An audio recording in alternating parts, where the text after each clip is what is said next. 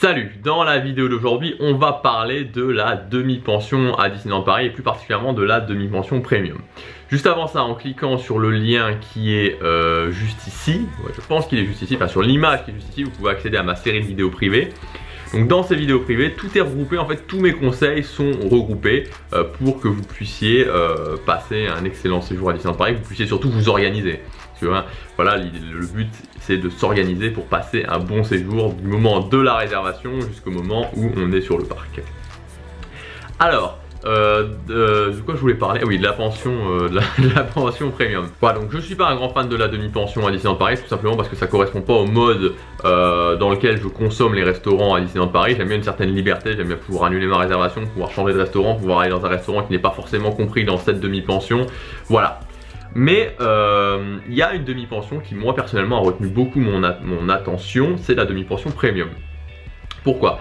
Tout simplement parce que bon, déjà elle vous offre l'accès à tous les restaurants. Alors évidemment il s'agit d'aller dans les meilleurs restaurants, parce que si vous prenez la demi-pension premium pour aller dans les restaurants moyen de gamme, entre guillemets vous perdez peut-être un petit peu d'argent, donc c'est bien d'en profiter.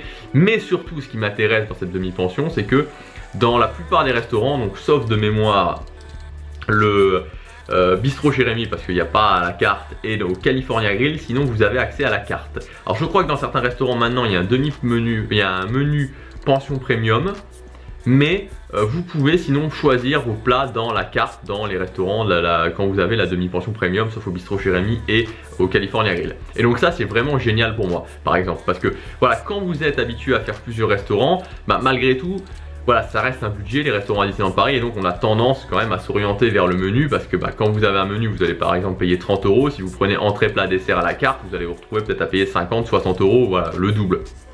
Donc c'est un petit peu compliqué. Mais malgré tout, les menus changent. Bon, il y a des plats qui rentrent, il y a des plats qui sortent, mais voilà, maintenant ça fait 5 ans que j'y vais et il y a des changements, mais ça reste des changements mineurs. De temps en temps, il y a des changements majeurs, mais c'est globalement assez rare.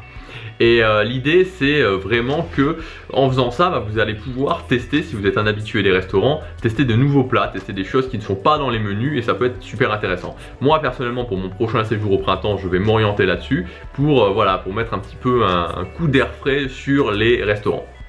Donc voilà ce que je voulais vous dire sur la demi-pension premium, et pour moi c'est pour ça que c'est vraiment une demi-pension intéressante, parce que vous pouvez accéder au restaurant haut de gamme et en plus vous pouvez choisir à la carte, et ça c'est vraiment sympa.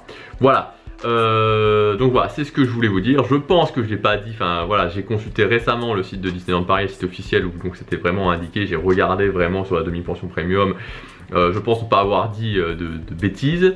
Voilà, parce que c'est vrai que voilà, moi je suis pas, par exemple quand je teste les restaurants, je suis pas forcément quelqu'un d'ultra précis. Souvent il y a des gens qui me disent oui voilà, t'as dit que c'était 40 € alors que c'était 39,90 €.